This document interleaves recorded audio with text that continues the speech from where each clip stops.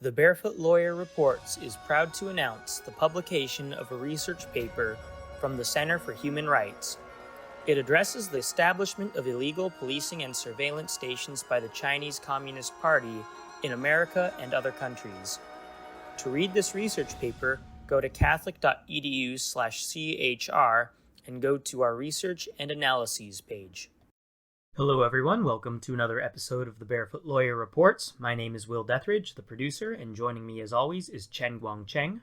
Hello, my friend. Yeah, and today we've got another very concerning news story to report. In China, there's a man named Huang Di who constructed this bridge over a river. It cut down travel over 50 miles from the nearest place to cross the river, but he did it without the Communist Party's permission. Yeah, so without this bridge, the villager have to take more than 50 miles to arrive at the city. 50, like 50? Yes, 50. And before, because there are no bridges, the people swam across the river. More than 22 people died in that river. Of course, the CCP ignored that. Huang Deyi stood up to create the floating bridge. He would charge the money to people who crossed the bridge. He didn't make any money. He just paid back the cost of the bridge. Because he did that, the Communist Party said that is illegal. And so the CCP arrested him and his friends who helped him to create that floating bridge, including his other family members. Altogether, the Communist Party arrested 18 people, their neighbors who helped him to create the bridge.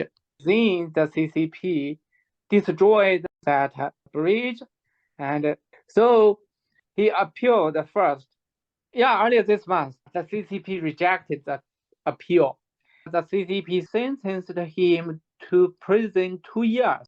After 2 years of good behavior, they will release him with 2-year probation. Wow, for building a bridge that saved people's lives. And after the CCP destroyed the bridge, just 3 years, several people died in the river again. Wow. So now that this bridge is gone, like you said, several people have died trying to cross it because the nearest bridge is over 50 miles away. Has the Communist Party promised to build another bridge? Yeah, the CCP said they have a plan to create a floating bridge first. Then they will think how to create the real bridge for that river. No one knows when they will do that. Maybe the hard news have passed. The CCP will forget that. Well, it's been 4 years, right? Yeah. So maybe just because now a lot of people focus on it, the CCP said, we will create the bridge for them.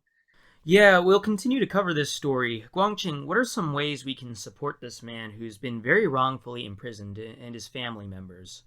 I think we can share his story and help more Western people understand how evil the CCP in mainland China now. Yeah, well, we'll continue to follow this story, and you can follow our podcast on Spotify, YouTube, Facebook, iTunes, and our other platforms. We also encourage you to share it across social media and visit our website at catholic.edu/chr. We keep updating it with various news stories, including Guangcheng's latest travel to California.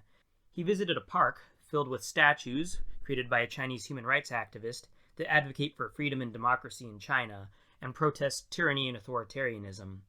Finally, we want to encourage our listeners to check out a recent documentary CNBC aired called China's Corporate Spy War that investigates technology and intellectual property theft and spying that China conducts through American corporations. It's a pretty important topic, right, Guangcheng? Yes. Yeah. Please go ahead to help us to spread our podcast and our Human Rights Center. Thank you very much for joining us in another episode of the Barefoot Lawyer Reports. Thank you. See you next time.